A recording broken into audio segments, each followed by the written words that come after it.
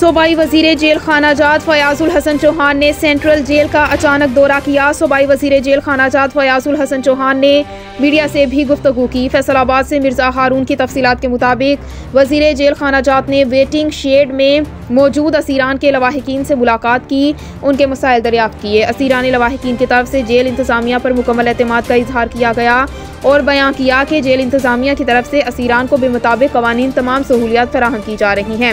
وزیر جیل خانہ جات نے اندرون جیل بلاکس کا بھی وزٹ کیا اور اسیران سے ان کے مسائل پوچھے۔ انہوں نے کہا کہ حکومت پنجاب اسیران اور ان کے لواحقین کی فلاح و بہبود کے لیے سرگرم عمل ہے اور ان کی بہبود کے لیے تمام دستیاب وسائل بروئے کار لائے جا رہے ہیں۔